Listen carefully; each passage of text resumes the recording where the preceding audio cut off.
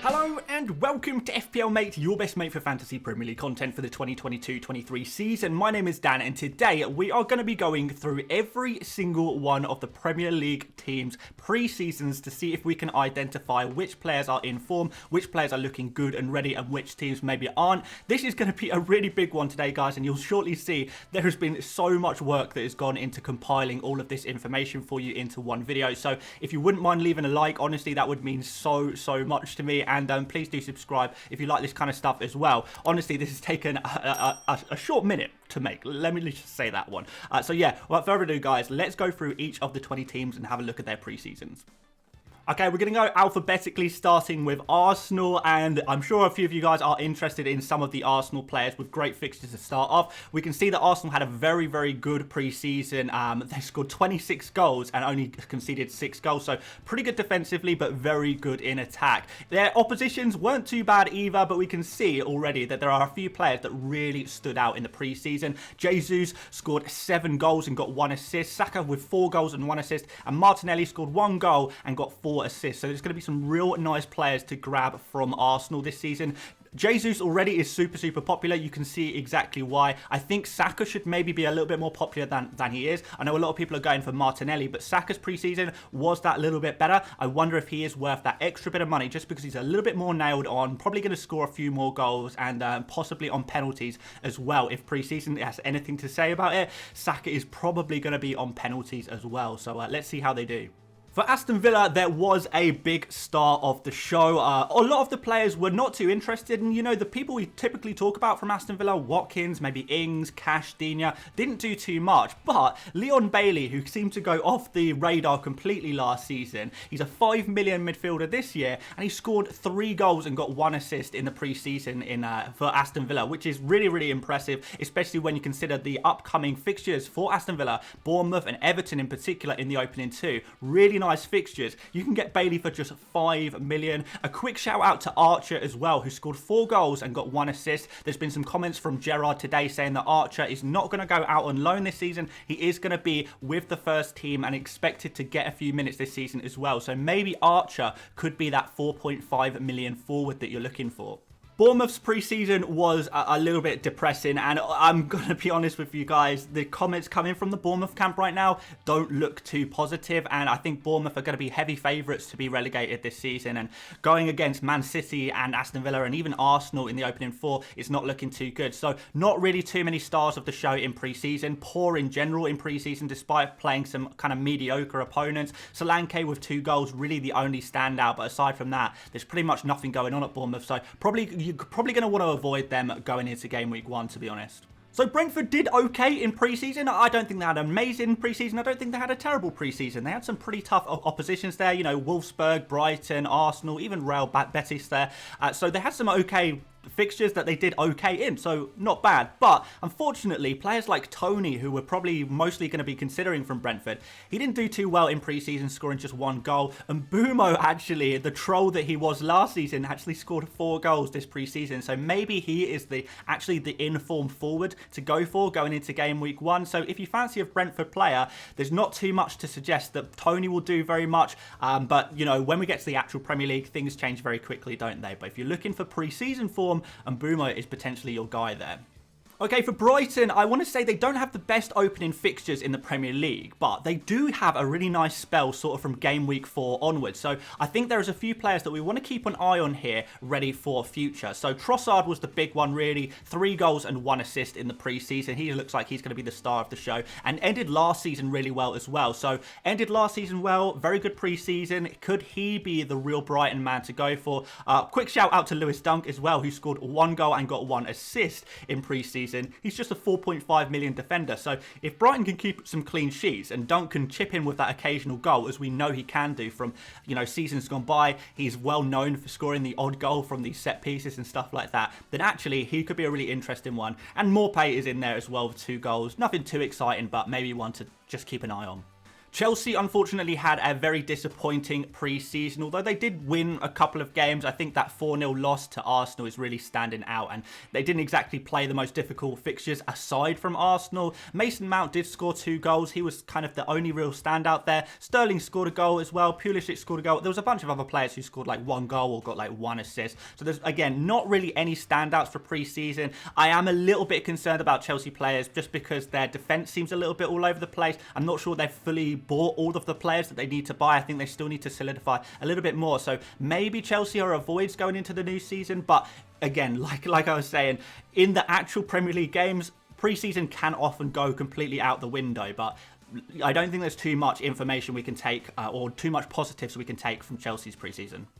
Crystal Palace had a really weird pre-season where their whole team basically was divided into 2. One team went off to Australia, I believe, and the other half stayed at home. So real mix in terms of what kind of fixtures they had, what kind of teams they put out in those fixtures. But I should say that Zaha scored 5 goals and got 4 assists during pre-season, which is not bad. Like, it's not bad at all. And I think if it wasn't for this horrible run of fixtures between Game Week 1 and 4, we would really be considering going for Zaha at 7 million in our teams. Zaha also had his best FPL season ever last season, so last season very good, pre-season very good. Maybe Zaha could be a good pick this season. It's just those fixtures, isn't it, really, guys? Arsenal, Liverpool, Man City, all in the opening 4. Even Aston Villa is not exactly the easiest game in the world. I mean, it's a pretty decent fixture, but it's not like a super easy fixture. So there's not too many reasons to go for Crystal Palace's players straight away. But again, definitely players to keep an eye on here. Benteke scored 3 goals and 3 assists, but I don't know if he's actually going to be starting for Crystal Palace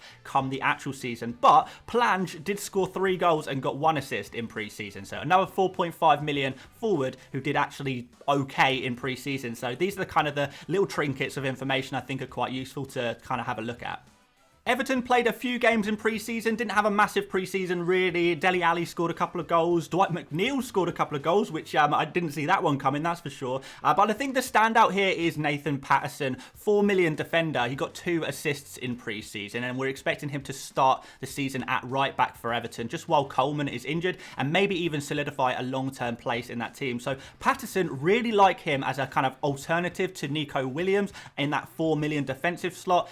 I'm kind of backing him as a bit of a differential. I quite like him, and I may even go for him myself over Nico Williams. So that's probably the big takeaway from Everton's pre-season. Fulham's pre-season was dominated by Mitrovic. There's a surprise. He is the guy at Fulham, really, isn't he? He gets all the goals. He's just the absolute machine at that club. Again, not great fixtures for Fulham, but I'm sure we're all going to be keeping a close eye on Mitrovic, seeing how he does in the Premier League. He's got that reputation of doing well in the Championship, but kind of falling a little bit short in the Premier League, but the pre-season looks good. Last season was obviously insane for him. Andreas Pereira is another interesting one because he did get 2 assists. Both of those assists were from set pieces, so taking corners, which is something that we don't often get from a 4.5 million midfielder. So in terms of 4.5 million midfielders, you guys all know this already, but Andreas is consistently proving that he is the best 4.5 million midfielder to go for and just stick on your bench. So we're sticking with Andreas. Mitrovic obviously probably going to be good at some point, and Mbabu, 1 assist. Maybe that's interesting to some of you guys as well, considering he is a defender.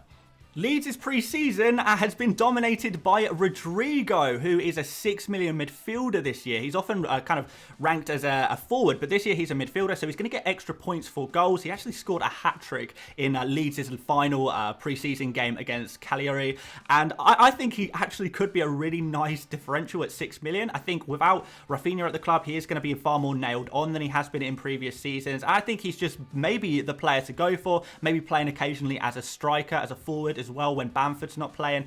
I think if you're going to go for anyone from Leeds, Rodrigo looks like the one. Bamford did score 2 goals and got an assist as well, but he's a little bit expensive at 8 million. But a little shout out to Aronson, who got 3 assists in pre-season. He's just a 5.5 million midfielder, and he's probably expected to start at the beginning of the season as well. So yeah, a couple of interesting ones from Leeds. The fixtures aren't too bad for Leeds either, just something to consider. Leicester's pre-season was Dewsbury Hall season, apparently, and those of you guys who have been following the Mrs. FPL Mate videos will be all too aware of what a legend Shrewsbury Drewsbury is in FPL. But yeah, a 5 million midfielder who scored 2 goals and got 3 assists in pre-season. That's certainly, certainly something to take note of, isn't it? I know typically those 5 million midfielders are not great, but I think there's actually emerging a few 5 million midfielders in FPL that we could potentially go for. We've already seen Bailey being the star man for Aston Villa. We've now got Dewsbury Hall being the star man for Leicester. And there's one more 5 million midfielder that we're going to see shortly as well. So maybe this season is the season of the 5 million midfielders. Patson Daka scored a few goals there, got an assist. Harvey Barnes got a few goals as well. So not a bad season for a pre-season for a few Leicester guys. Maybe some of them are worth going for. It depends what you think of their fixtures. Are you willing to take a punt on them? But Daka, particularly if he's getting some decent game time, I think could be really nice value at 6 million.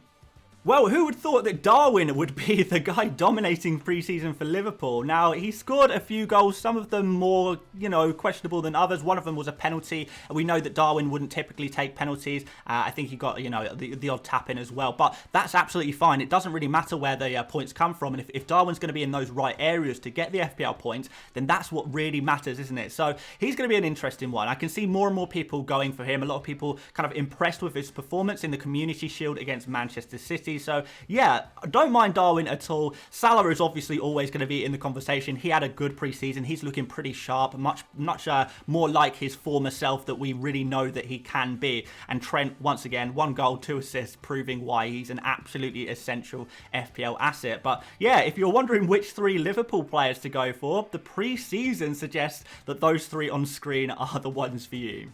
Man City had a disappointingly small pre-season, 2 friendlies and the Community Shield against Liverpool, and it's kind of disappointing because we probably wanted a little bit more information. But De Bruyne scored 2 goals, Haaland scored a goal. I should say on Haaland that he also generated a lot of XG against Liverpool, and Liverpool are a tough defence to play against. So maybe the fact that even though Haaland didn't finish his chances versus Liverpool, the fact that he was getting those chances, maybe if he starts finishing them, which surely he will, he's a world-class forward.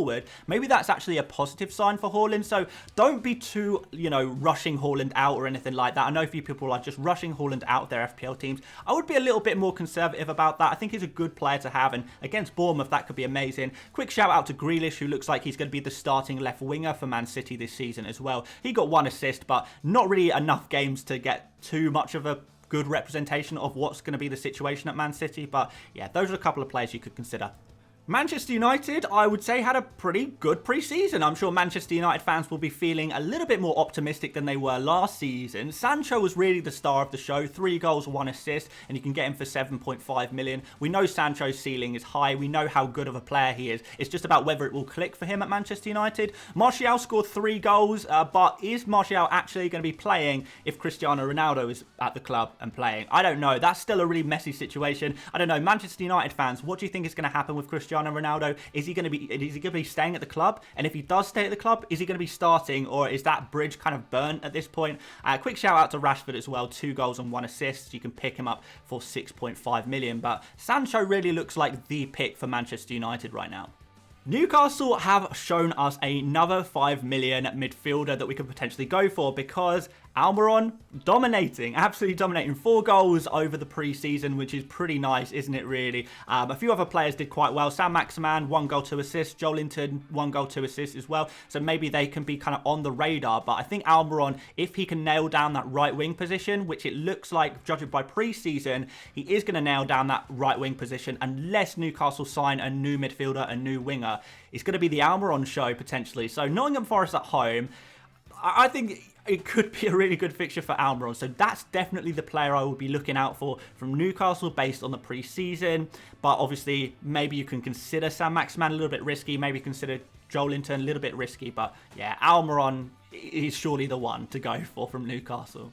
Nottingham Forest had a pretty depressing pre-season as well. They did win 2 games, but, you look through the fixtures that they played against, a lot of the teams they played against were kind of slightly lower level English clubs, so you would kind of hope that they get slightly better results, and no player is really standing out in terms of goal scorers or assisters or anything like that. There's quite a wide spread because a bunch of different players played. Actually, the top performer was 4.5 million midfielder Cafu, but he is a defensive midfielder, so I expect that when we get into the Premier League, we're not going to see the same. So Nottingham Forest, I don't think you can take too much away from their preseason. The fixtures at the start for them are not great either.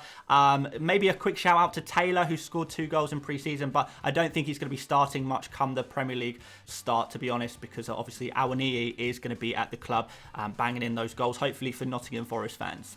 Southampton, another team with, I guess, a slightly disappointing pre-season. They did have some tough games, but to only win 1 out of 5 in pre-season is not ideal. They did concede more goals than they scored as well. So maybe still lacking that goal scorer, which has just been a problem plaguing Southampton for quite a while now. Adam Armstrong did score 2 goals, which is something. Aribo, 1 goal, 1 assist, but I'm not really sure how Aribo is going to fit into this Southampton system. Is he going to be playing in a slightly deeper, you know, central midfield role? If that is the case, then he's probably not going to get too many points. And for 5.5 million, I feel like there are more attacking and more kind of reliable players that you can go for in that position. So yeah, I don't know, it's a possibility. And then Ward-Prowse popped up with a goal as well in pre-season. He's always reliable for those set piece attacking returns, isn't he? The Spurs pre-season was the Kane and Son show. It really was. They were the only 2 players really scoring any goals or getting any assists, to be honest. They were absolutely going crazy. Dyer is the only player who really kind of got any noteworthy returns in terms of what we would call returns in FPL, I guess.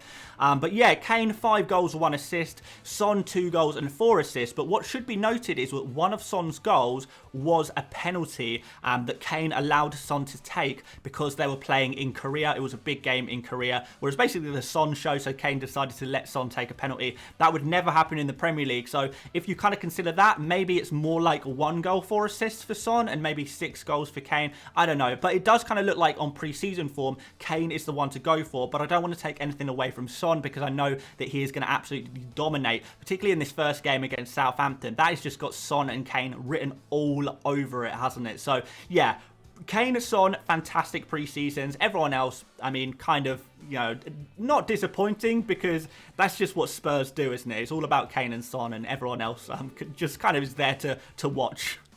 West Ham, although they played a decent amount of pre-season games, there wasn't really too much to take away because they just weren't really scoring many goals, and the goals they were scoring were so spread out. In fact, no player in the West Ham team in pre-season scored more than 1 goal. I've just put a couple on screen here for now, Soucek and Vlasic, who happened to score 1 goal each.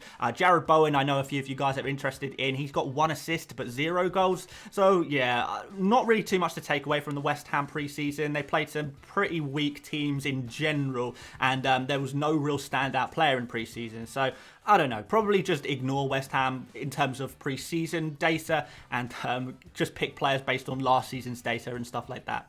And finally, we have Wolves Neto. We know about Neto by now. We've spoken about him so much on this channel, and probably other channels you've watched as well have been gassing up Neto, and for good reason. 3 goals and 2 assists in the preseason was pretty good. But a quick shout out to Podence as well, who scored 3 goals and got 1 assist. Same price as Neto, maybe an alternative, a slight differential to Neto if you want to go that way. And Gibbs White scored a goal and got an assist as well. I know a few people are talking about Gibbs White as a differential as well. But overall, a pretty decent preseason for Wolves. They were scoring a lot of goals, but it does look like Neto is again the pre-season pick for Wolves, and I'm sure a lot of you guys already have Neto in your teams anyway. And there we have it, guys, all 20 teams and their pre-seasons. This was an absolute roller coaster to make this video, so if you did enjoy it, please do leave a like. Honestly, a lot of work went into this one, but I hope that it has been worth it. Please do subscribe if you are new around here. We've got loads of content to come. We're going to be trying to do 2 videos per day at the moment. If I can't do 2 videos a day, I'll try and do at least 1 video and 1 stream, so at least there's 2 somethings to watch per day. As long as you want the content, I'll try my best to provide it for you guys. But that's it for today. I'll see you on tomorrow morning's video. So many videos, guys, and I'll see you later, mates. Bye-bye.